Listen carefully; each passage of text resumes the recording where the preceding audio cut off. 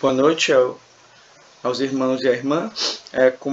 Com alegria que a gente dá continuidade a esse trabalho, que é o trabalho de falar sobre os 32 caminhos da sabedoria, tendo como fio condutor do nosso percurso o tarô, né?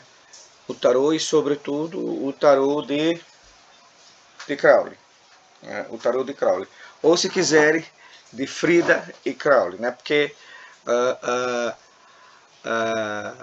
quem de fato cria é a Frida, né? A Frida, ela vai dar a manifestação, vamos dizer bem assim, né?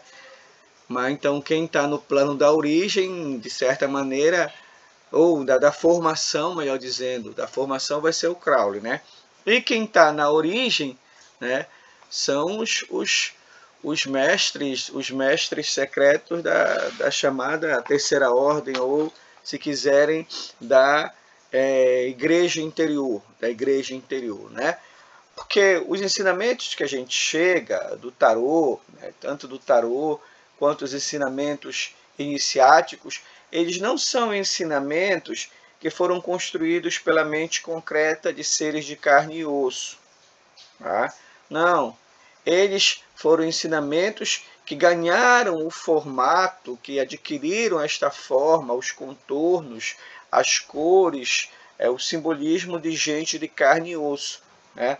Mas a origem deles está num plano muito mais elevado, num plano daquele que os irmãos Rosa Cruzes chamam de instrutores da humanidade, né? E que Eckhart Tolle chama de aqueles que compõem a igreja interior, né? Então, são os instrutores, né, que são constituídos de um montão de hierofantes, né? Hierofantes que na história da humanidade se fizeram carne e habitaram entre nós, né?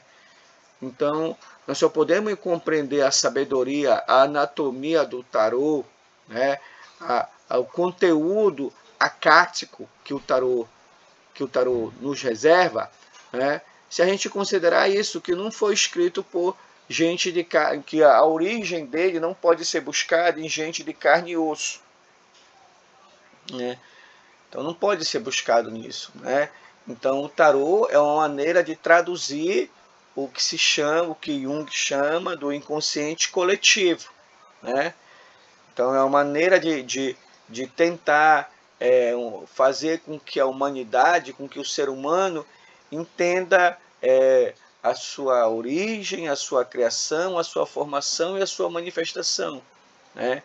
Entenda como é que na manifestação dentro dele tem várias potencialidades, e essas potencialidades elas estão adormecidas, estão dormentes, estão pulsantes. Basta ele encontrar a chave para o despertar, para o acordar disso daí, né?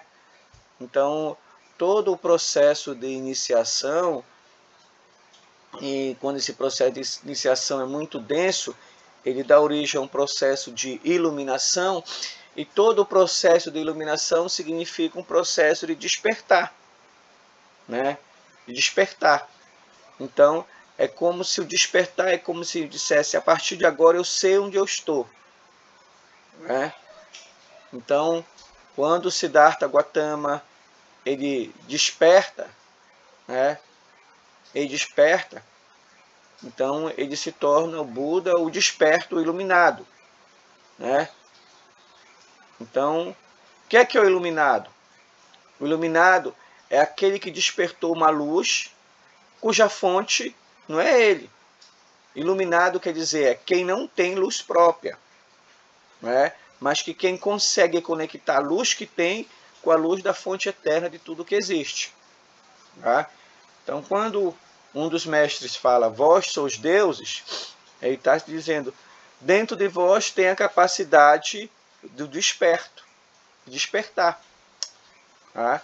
Então, quando fala vós sois deuses, quer dizer, vós sois um, né?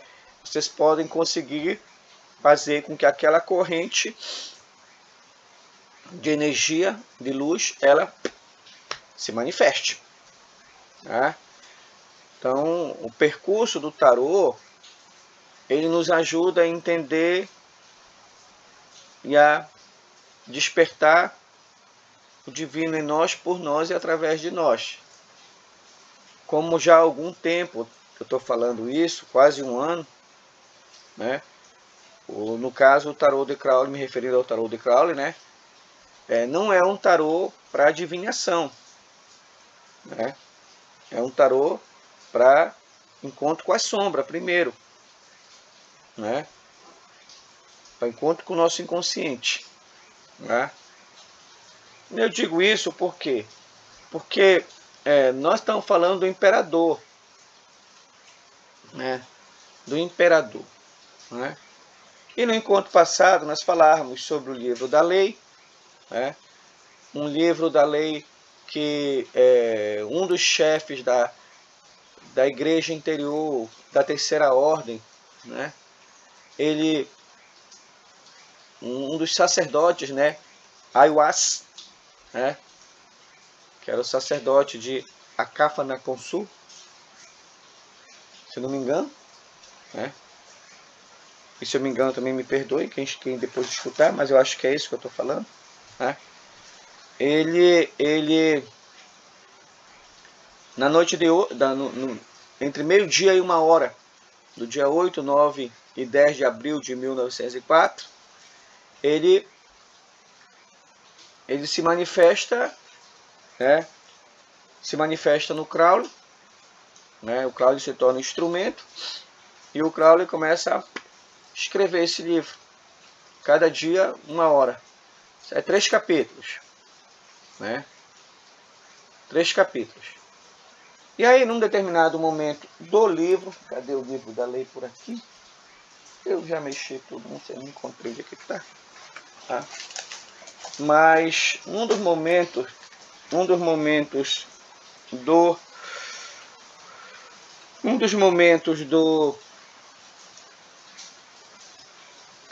ditado lá, né? Ele vai dizer que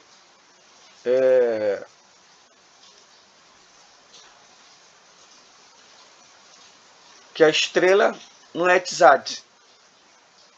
Que a estrela não é Tzad. Né? Deixa eu pegar direitinho aqui o parágrafo para ver para vocês. Espera só um instantinho.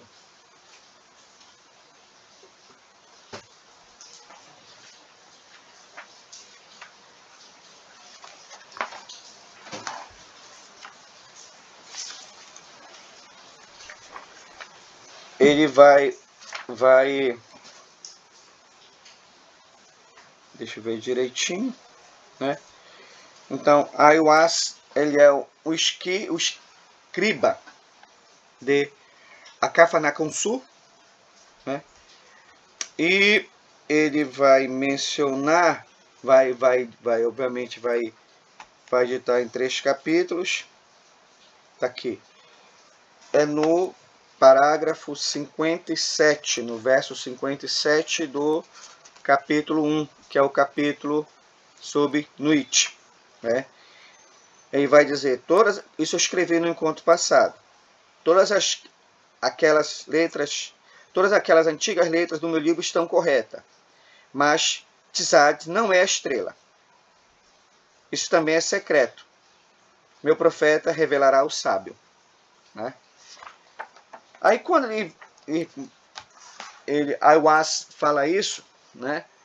Aí o Crowley vai escrever e depois ele vai basicamente esquecer desse livro. Ele vai esquecer desse livro, ele não vai acreditar nesse livro, ele vai descrer desse livro, ele vai passar por uns 5 anos mais ou menos esquecendo isso, né?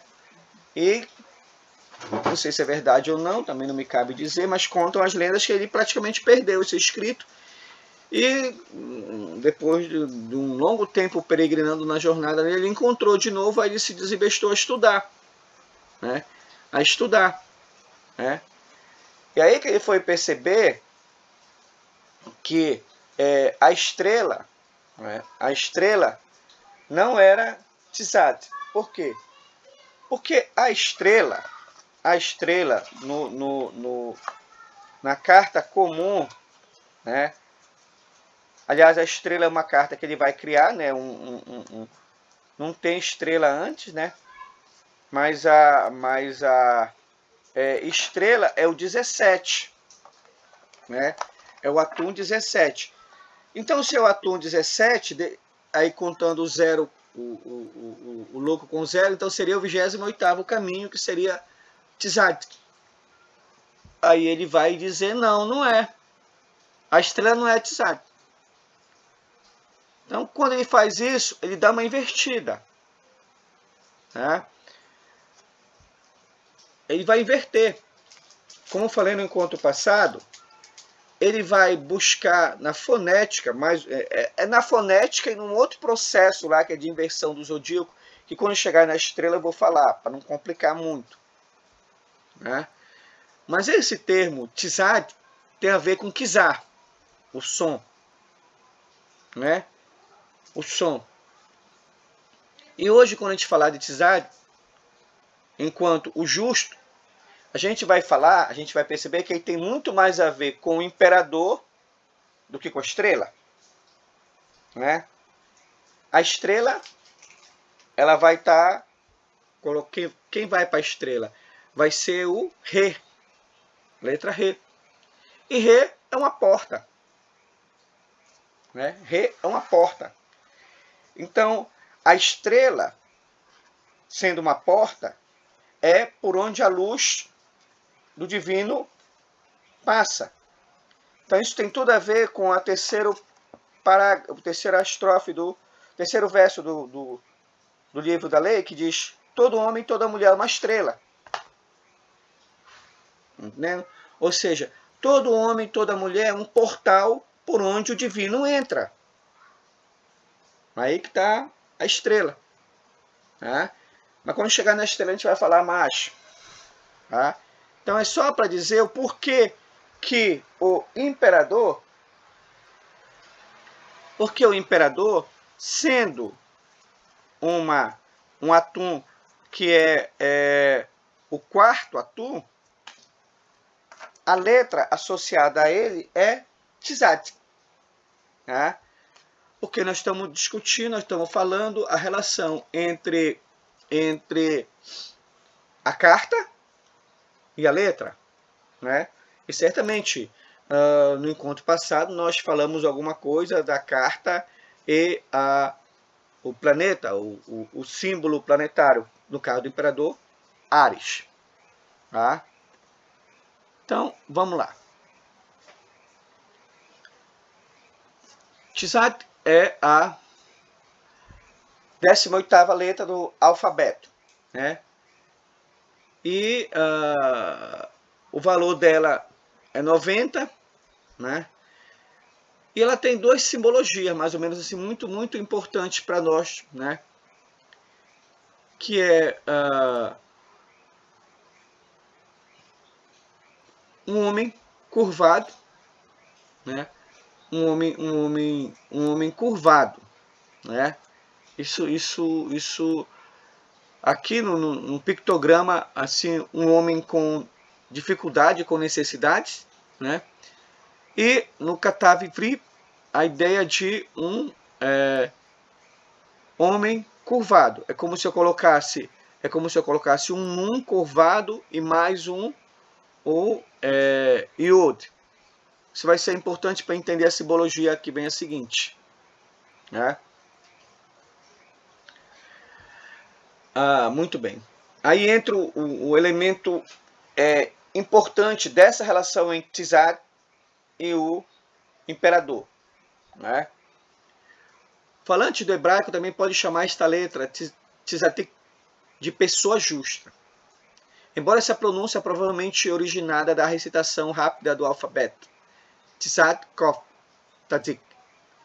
A forma curvada de Tzad representa a humildade dos justos, mas também é um retrato do Tzadik em sofrimento, que é também uma imagem do Senhor Yeshua, né?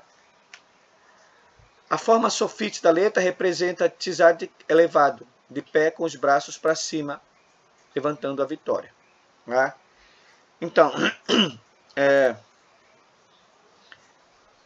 no primeiro momento, essa letra, ela tem a ver com o justo, né? O justo, né?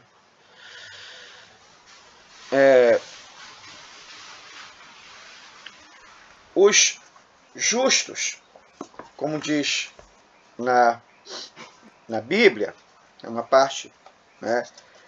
E em Provérbios, né, fala: o justo é o fundamento do mundo, né? Então, tzadik, ela se refere a, digamos assim, a Sefirot Yesod, né? Porque é o caminho de Netzah para Yesod. É o 28º caminho. Tá? Então, eu estou falando de um trabalho de fundamento. Né? E se você for reparar, Yesod é o ponto de equilíbrio entre as duas colunas. Se você observar a árvore da vida, né? Você observar a árvore da vida, você pode muito bem colocar Yesod como sendo a cruz crucificada. Né? Um braço em Hod, um braço em Netzah, a cabeça no meio, os pés em Malkut. Tá? Então, visualizem um crucifixo com o Cristo crucificado. Tá? A cabeça do Cristo crucificado vai estar em Yesod. Tá? Então, é como se esse Cristo crucificado, ele também simbolizasse um grande deus da mitologia grega, que é o Atlas. Tá? Um Atlas. Então, ele, como sendo o equilíbrio, ele carrega as duas colunas, ele carrega as colunas do mundo. Ou seja, ele consegue equilibrar a dualidade do mundo. Porque se há alguém justo, é porque há muita injustiça. Só tem o justo porque tem o injusto. Não tem o justo por si só. O justo, ele é o reparador. Ele é o reparador. Ele é quem vem fazer o equilíbrio. E só faz o equilíbrio quem está no pilar do equilíbrio. E só faz o equilíbrio quem está no fundamento do pilar do equilíbrio. Né? Então, por isso que nos Provérbios vai dizer: o justo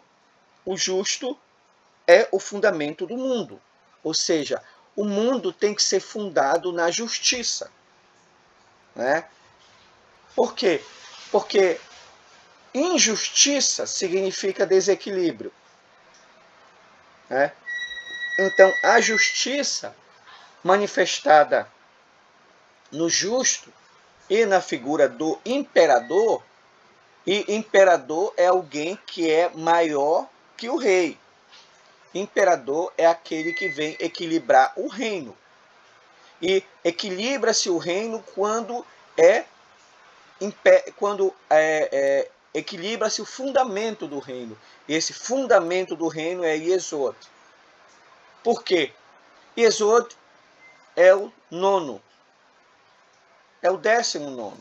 Ou melhor, é o 9º mês. A partir daí,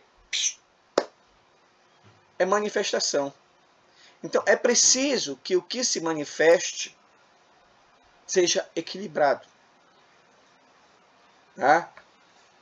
Como diz uma determinada escola, justo e perfeito. Justo e perfeito quer dizer, é preciso que o Atlas esteja segurando direitinho as duas colunas, tal qual um compasso. É preciso que o Atlas equilibre a misericórdia com a justiça. É preciso que o equilíbrio, que o Atlas equilibre justiça e injustiça. Né? Então, o imperador é quem vem equilibrar os reinos. Por quê? Porque a dualidade, né, ela passou a integrar o DNA da nossa existência desde o momento em que nasceu a ignorância. Sabe? Ou seja, desde o momento em que um punhado de seres criados pelo Eterno, eles passam a agir segundo a sua própria vontade e, portanto, ignorar a vontade do Eterno. Não que a vontade do Eterno não tivesse nele, a vontade do Eterno estava neles, mas eles resolveram ignorar a vontade do Eterno e agir pelo outro sistema operacional. A vontade do Eterno ficou neles e continua neles até o momento em que eles despertarem. Mas, enquanto isso, essa vontade do Eterno ficou silenciada, ficou envolvida, ficou ofuscada pela vontade da ignorância. Tá? Essa ignorância recebeu vários nomes na história da humanidade. Uns chamam de mal, outros chamam de pecado, outros chamam de Lúcifer. Pode chamar o que quiser, eu prefiro chamar de ignorância. De ignorância.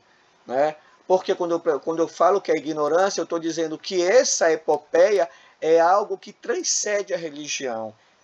Essa epopeia é algo que transcende a religião, ela está no inconsciente coletivo da humanidade. Então, ela é enredo para muitas narrativas, Tá? Então, quando esses seres, por sua livre e espontânea vontade, preferem optar pela ignorância, ou seja, ignorar a vontade do Eterno e agir pela sua própria vontade, a partir daí, então, o mundo passa a ter duas vontades, né? Passa a ter a vontade do Eterno e passa a ter a vontade dos seres criados. E esses seres criados aqui passam a ter dentro dele duas vontades, que é a do Eterno e a vontade deles. Entendeu? E aí, então, toda a narrativa, toda a cosmogonia é a história dessas duas vontades aqui, que é a vontade do Eterno e a vontade da ignorância, para tomarem conta desse coração dessas pessoas aqui. Né? Obviamente que muitos tentaram resolver isso, né? Mas eu penso que isso aí é um problema de natureza espiritual e natureza de alma. Tá? Natureza de alma. Muito bem. Então, a partir do momento em que houve a queda, houve o desequilíbrio. Então, todos os reinos ficaram desequilibrados. Todos os reinos ficaram desequilibrados. O que é que o senhor está chamando de desequilibrado?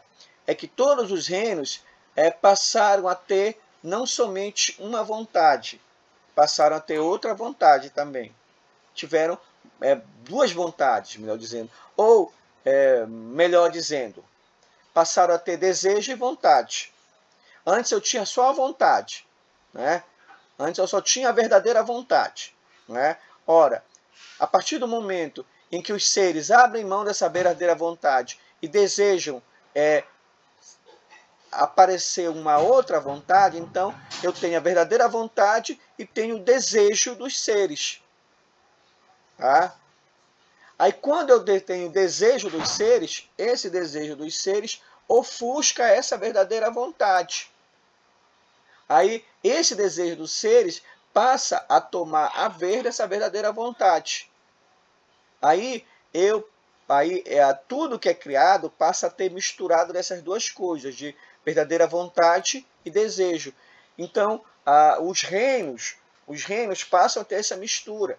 Então, é preciso o justo para fazer essa separação. É preciso o justo para mostrar o que é a sabedoria do que é a insensatez. É preciso o justo para mostrar o que é injusto. É preciso o justo para realizar o que uma outra carta do tarô do Crowley vai falar de ajustamento. Porque o justo, ele não vem estabelecer a justiça. Não, o justo, ele vem estabelecer o ajustamento. Né? O que é o ajustamento? Né? Ele vem pôr em equilíbrio luz e sombra dentro de nós e, portanto, estabelecer o caminho do meio. Por isso que este justo, que este imperador, ele está situado, com o fundamento dele está em Yesod, em Yesod, tá? Em Yesod, tá? Então, em Eclesiástico vai dizer uma coisa muito interessante, que ele vai dizer assim: não há um justo sobre a terra que não tenha feito bem sem jamais cometer um erro. Por quê? Porque cometer erro é parte do DNA da terra. Só não comete erro quem não nasceu. Porque é natural da condição humana cometer erro. Tá?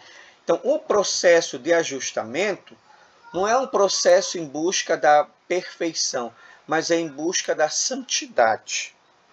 Ou seja, é em busca de reconhecer que em mim tem a doença da queda e trabalhar para que haja o processo de cura. Tá? Então, daí o potencial da carta do imperador. Né? Da carta do imperador. Né? Então, o justo aí, que está falando, a pessoa justa, não tem nada a ver com justiça. Porque eles não estão falando de uma anatomia dos homens, não estão falando da justiça de Estado, da justiça legislativa. Nós estamos falando de ajustamento entre forças. Né? De ajustamento entre forças. Vocês lembram do encontro passado que o imperador está olhando para a imperatriz? Né? Vocês lembram do encontro passado que eu dizia que o imperador é masculino? Mas Tzad é uma letra simples e feminina. E Tzad está num caminho, o 28º caminho, que liga dois elementos femininos, que é a Lua e Vênus.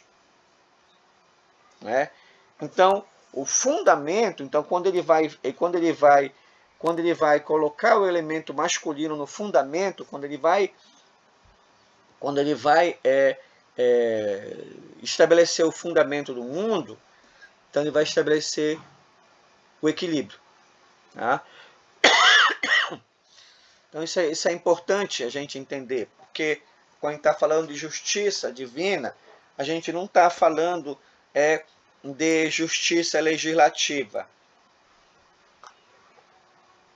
A gente não está falando de justiça reparadora. A gente está falando de ajustamento. A gente está falando daquilo que o mestre dizia: dá a César o que é de César. Ele não disse tira de César. Ele não disse esconde o de César. Ele não disse não dá para César. Não. Dá a César o que é de César. Ou seja, todo o tempo esse mestre ele vai reconhecer que há neste mundo um processo que necessita de ajustamento.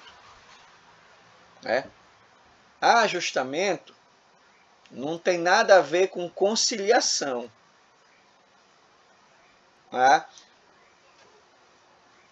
Mas tem a ver com compreender que a medida da luz é a sombra. A medida da justiça é a injustiça. A medida da sabedoria é a insensatez. Por quê? Por que o senhor está falando dessas medidas? Porque houve um tempo em que só havia um pensamento, uma palavra e uma ação, que era aquela que emanou do eterno. Mas à medida em que os seres eles optaram por não realizar a verdadeira vontade, e sim realizar o que eles pensavam que era a sua vontade, então daí eles deram origem ao desejo. E desejo se chama desejo porque, como dizem os irmãos do budismo tibetano, é felicidade ilusória. Então, a partir daí eu tenho duas forças orientando a história da anatomia da alma, e a alma fica perambulando por essas duas forças. Ela fica perambulando. Ela não sabe quando ela está numa e não sabe quando ela está na outra. Ela não sabe. E não sabe mesmo, quer dizer, não saber quer dizer não temos consciência. Não temos consciência. Não temos. Não temos clareza. Não temos. Porque não estamos falando de processos da mente concreta, da razão, da alfabetização, da escolástica. Nós estamos falando de processo de alma.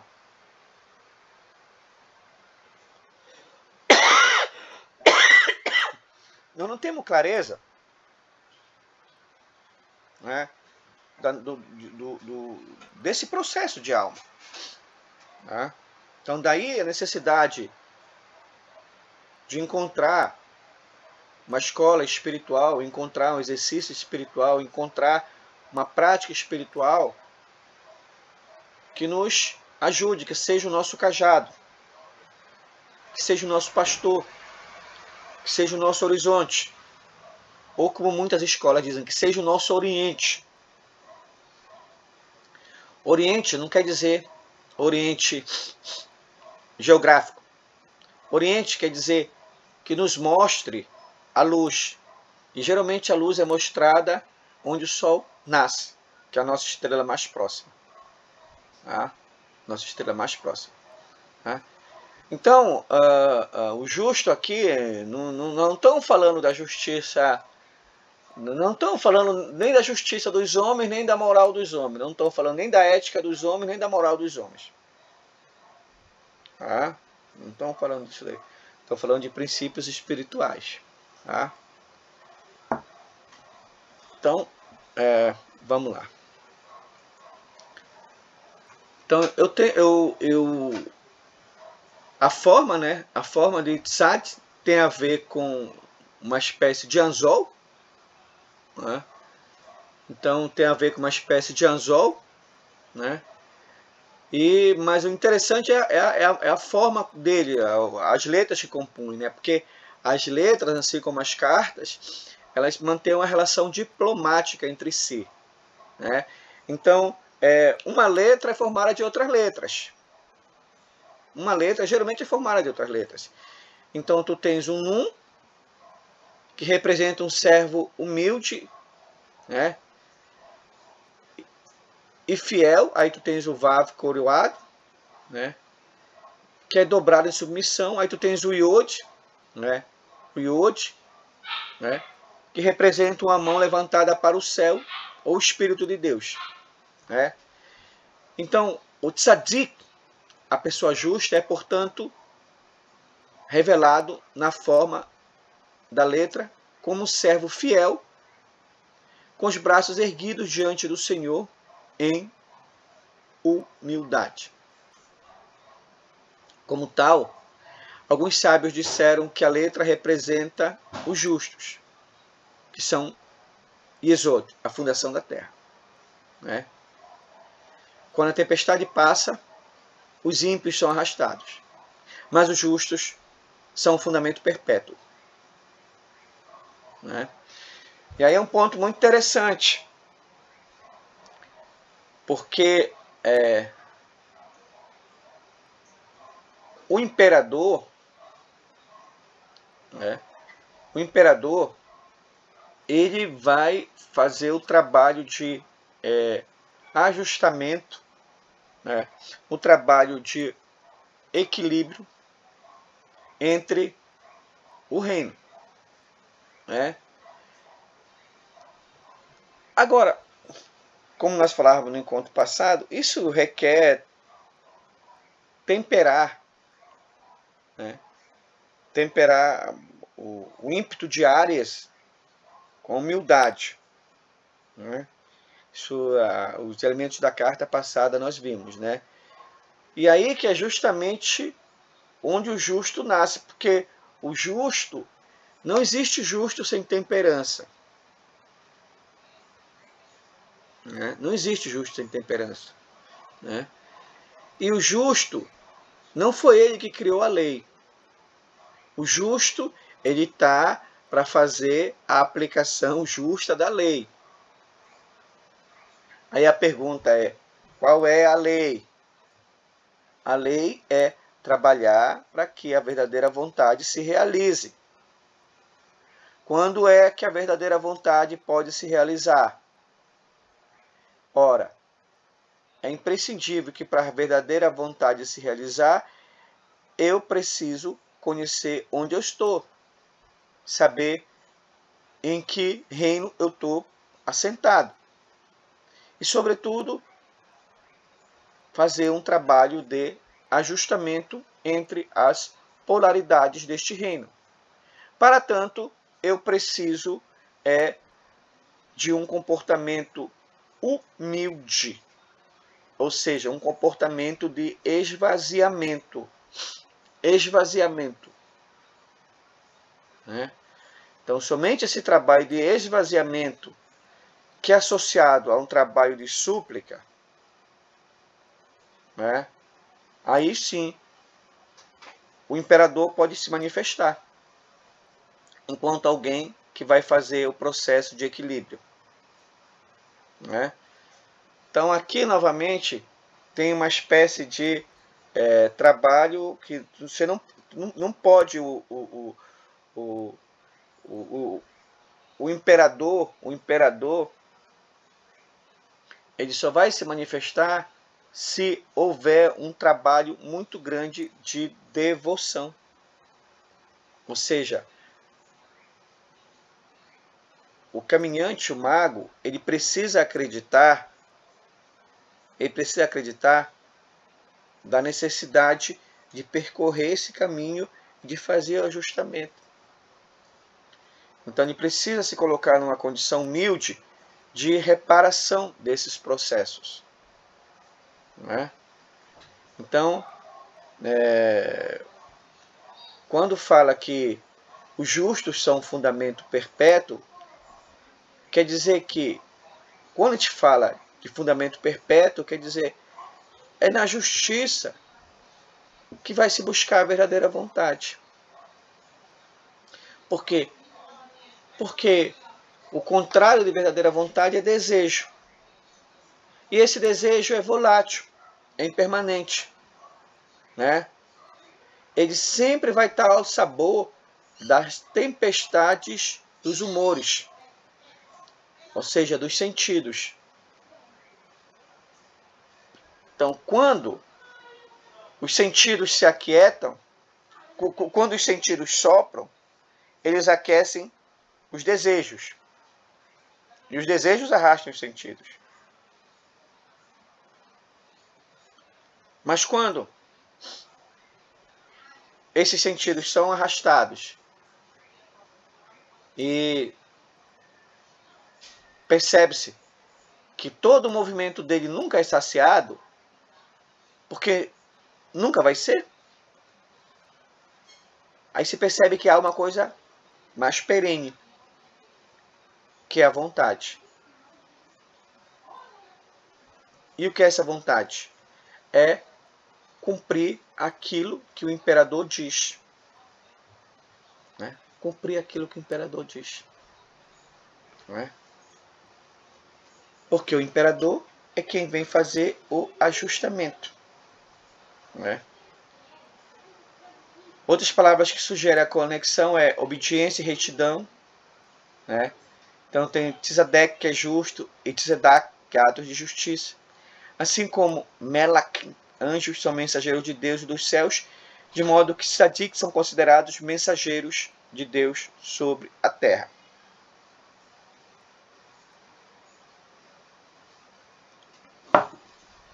A gente entra numa outra dimensão do imperador, que é justamente a natureza quase que de hierofante dele. Se ele é o imperador, então ele comanda vários reinos. Né? Então significa dizer que a fórmula que ele elabora, o princípio que ele elabora, vai presidir, sustentar e estruturar os vários reinos. Tá? Então aqui a gente pode dizer que o imperador ele tem muito aqui a função também do hierofante, não é? Daquele que é capaz de traduzir né, os desígnios superiores para a linguagem dos vários reinos. Então, é ele que pega o acorde e distribui de acordo com os vários ouvidos. É ele que pega a palavra e distribui ela em parábolas, em sermões, em mitos, em ritos. É ele que faz com que a sabedoria divina chegue em todas as bocas, ouvidos e olhos. Porque é ele que vai estar governando os vários reinos. Então ele torna essa mensagem acessível, né? Acessível a cada reino, né? A cada reino, né? A cada reino. Então ele torna essa mensagem acessível a cada reino. Então é uma capacidade, vamos dizer assim, uma espécie de papel de hierofante que ele tem, no sentido de fazer com que, sendo o imperador, sendo alguém que vai fazer o ajustamento dos vários reinos, esse ajustamento ele tem que ser de acordo com a verdadeira vontade, né? Por isso que essa verdadeira vontade, ela tem muito a ver com o elemento fogo, né? Mas não estamos falando do fogo de Áries, né? Do fogo de Shin, né? Mas não estamos falando de um elemento transmutador, não estamos falando do enxofre, né? Do enxofre transmutador, né? Então, por isso que as vestimentas dele é todas em vermelho, né? Então, é como se o imperador, no seu processo de ajustamento, ele fizesse com que a linguagem divina pentecostal ela se chegasse a todos os reinos, cada um segundo a sua linguagem, tá?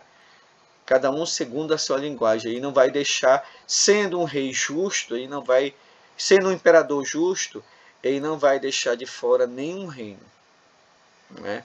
Então, nesse aspecto aí também, tá?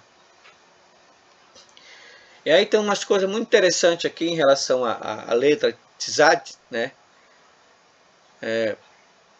O Isaac Luria, ele falava do Tsum Tsum, né? O que é esse Tsum Tsum? É a retirada, é como se Deus, né? Como se o Eterno, porque aí vou fazer um parêntese muito interessante, né? Que é sempre bom lembrar que toda vez que a gente fala em Deus, só é possível falar em Deus enquanto existência negativa, tá? Só é possível falar em Deus enquanto existência negativa, né? O que isso significa? Significa dizer que toda vez que tu está falando de Deus, tu já está diminuindo Deus, tá? Então a gente só fala de Deus mesmo, que é uma tentativa muito inglória, né? Porque tudo que a gente falar de Deus é como se fosse tentativa de diminuir Deus, né? Por quê? Porque a palavra é uma violência que nós fazemos às coisas, né? As coisas são maiores que as palavras, né? E como Deus sendo a coisa e a palavra ao mesmo tempo, aí tu imagina uma palavra onde caiba todas as palavras possíveis. Isso aí é difícil, não é para a mente humana. Só que a mente humana ela só consegue compreender aquilo que é semelhante a ela, né? Então, como a linguagem é um veículo comunicacional, né, que nos diferencia, né, de muitos seres, né, e sobretudo a linguagem escrita, né, a linguagem escrita, então o ser humano ele cria determinados signos, símbolos para falar de Deus, né? Então, quando a gente fala de Deus, é preciso falar que é em existência negativa. É como se fosse uma referência. Então, quando o Eterno ele resolve sair de si, então, como nada havia antes do Eterno e depois do Eterno, então ele faz uma contração voluntária. É como se ele abrisse um espaço, ele abrisse algo para poder criar o espaço, depois abrisse algo para criar o tempo, e depois abrisse algo para criar luz, ou inverso, luz, espaço e tempo. não é? Que é justamente o Ain, o Ein Sof, o Ein Sof Yu, dessa ilustração do lado. Né? Então, o que é que eu tenho?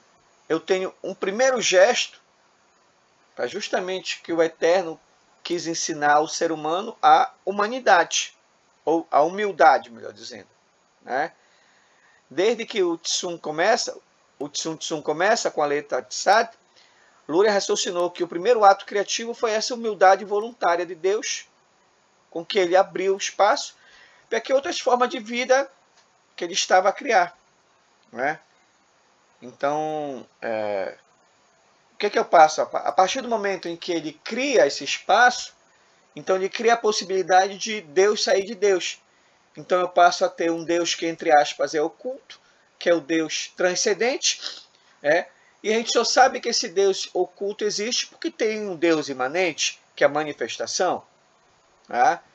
Então, a árvore da vida, ela é a manifestação do Deus transcendente. Mas a árvore da vida não é Deus. A árvore da vida é uma maneira de tornar Deus inteligível. Tá? Ou tornar Deus inteligível ao ser humano, ao sistema operacional do ser humano. Então, é como se o Tzadik dissesse bem assim. Na perspectiva do Tzadik, Tsum Tsum significa tornar-se menos a fim de fazer os outros mais. Outra alusão à humildade que está incorporada dentro da pessoa justa. Né? Então, o Eterno ele se faz menos, ele faz um espaço para poder outras criaturas virem. Né? Então, as outras criaturas que vêm, eles não são deuses. Eles são emanados de Deus. Emanados de Deus. E aí, provavelmente, a gente começa a fazer ajuste de conta, fazer as pazes com, entre aspas, o que se chama de politeísmo. Né? O panteão, os panteões gregos, egípcios, hindus, os chamados panteões. Né? Os panteões não quer dizer que tinham vários deuses. Né? Vamos dizer que dos panteões, o que é que eu tenho? Eu tenho várias emanações do Deus, de Deus, várias emanações de Deus, várias versões de Deus, né? Várias versões de Deus de acordo com a imagem e semelhança daquela cultura. Então, os egípcios foram extremamente sábios, porque eles compreenderam que o ser humano seria incapaz de ver Deus. Então, frequentemente, as divindades elas são uma mistura, né, de ser humano e Deus. Né? Os egípcios também, os gregos também. Né? Os romanos não, os romanos colocaram basicamente na forma de seres humanos. Né? De seres humanos. Né? Mas aqui novamente, não tem justiça sem humildade. Tá? Esse é o ensinamento. Né? O imperador ele tem que ser humilde. Porque se ele não for humilde, ele não é justo. Por que ele tem que ser humilde se ele é um imperador? Ele tem que ser humilde justamente por compreender que alguém delegou para ele o caráter de imperador. Né? Ao se fazer imperador, ele está tão somente levando a mensagem para os vários reinos. Ele é tão somente o mensageiro, ele não é a fonte da mensagem. Essa é a história. A fonte da mensagem é o Eterno. Né? E se o tarô é um conjunto de 22 cartas, essas 22 cartas significam 4. Né? 4. E o número do imperador é o 4, é o Atum. Né? Então ele vai fazer o ajustamento entre os 4 elementos, o ajustamento entre os 4 mundos, ele vai fazer o ajustamento entre os 4 princípios espirituais, ele vai fazer o ajustamento entre, enfim, Ele vai fazer o ajustamento do 10 por meio do 4, porque 4 é igual a 10. Né? Mas aí só pode fazer isso, né, se ele começar a compreender que ele só veio fazer o ajustamento, né? Que ele não é nem a fonte da justiça. Ele não é a fonte ele não é a fonte de onde emana esse. Não foi ele que lhe concedeu o título de justo, né? Tá dando para me compreender? Tá dando para acompanhar? Perfeitamente. Tá dando sim, tranquilo. Então, os imperadores, se pegar do ponto de vista da história, eles sempre vão buscar a legitimidade deles em algo que transcende a consanguinidade. Não estão falando de consanguinidade, né? Estão falando de princípios espirituais, né? Muito bem. E aqui é um negócio muito interessante, né? Pegando o Luria, Isaac Luria, né? Ele vai dizer que o Tzad, né, é o noivo e Aleph é a noiva. E aí é um negócio muito interessante, porque conectado com a ideia de Tsun Tsun, do Rabi Luria, é a visão de Tzad, é a esposa da letra F, Aleph. Né? Então isso, de certa maneira, tem uma semelhança. Né? Então, o que está dizendo aqui? Né? Está dizendo aqui um pouco o que na tradição judaica fala, que fazer a noiva da juventude unir-se a seu amado em fraternidade, companheirismo e amor, e que esta mística união, né?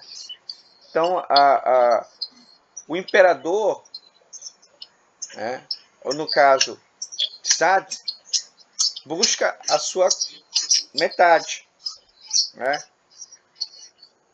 E no caso do Luria, essa metade é a terra. Por que é a terra? Porque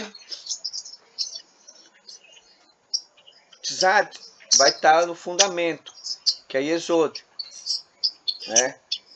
Mas o reino, a Shekinah, a manifestação é a terra. Então, o imperador vai ter que reinar, o império dele, os vários níveis, ele vai ter que se fazer na terra. Só assim dá sentido à história de assim na terra como no céu. Porque se Keter é a coroa, né? Se Keter é a coroa, Malkut é o reino. Entre a coroa e o reino está o imperador. Está o imperador. Né? Entre a coroa e o reino está o justo. Ou seja, o justo é o fundamento do mundo. Né? Pegando ainda o valor da letra, né, Tzad, tem uma curiosidade muito interessante, né, que o valor dela é 90. Né? Diz assim, o valor original de Tzad é 18, né?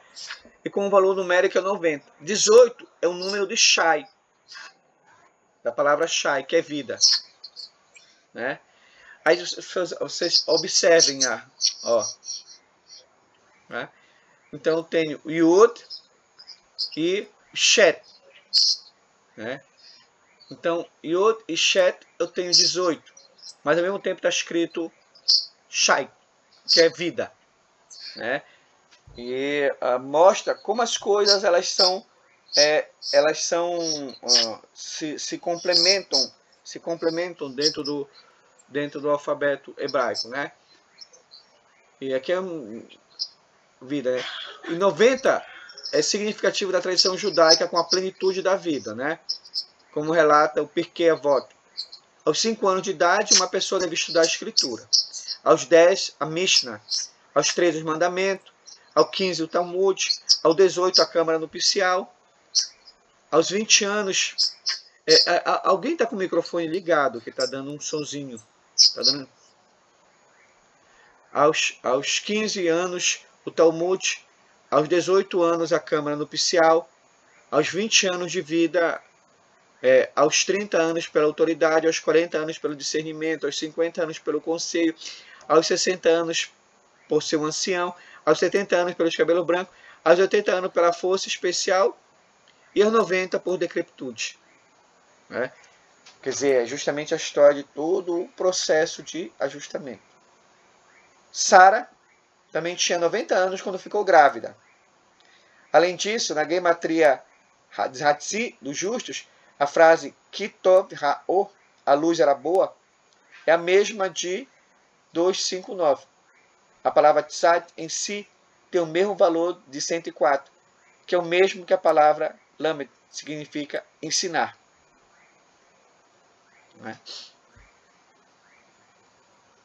Aqui eu quis trazer esse ponto aqui muito interessante, que essa letra é das 8 letras que tem os tanguim, que são como se fossem coroazinhas, olha. Coroazinhas.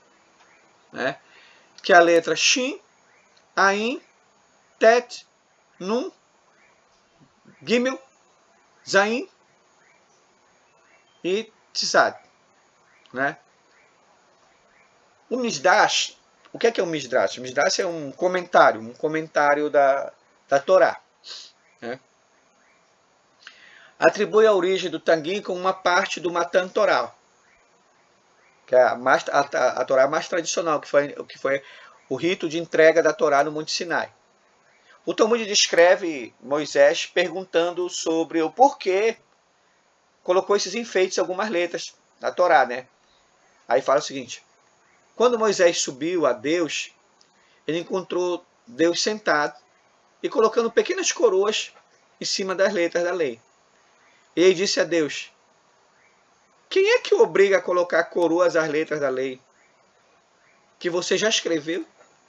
Ele respondeu: um homem está para aparecer na terra depois de muitas gerações. Akiba B. Joseph, por nome, que exporá cada parte superior de cada letra dos montes e montes de decisões da lei. Quer dizer, naquele momento, o Eterno já compreendia que haveria outras gerações que iam, digamos assim, penetrar no sentido esotérico das letras.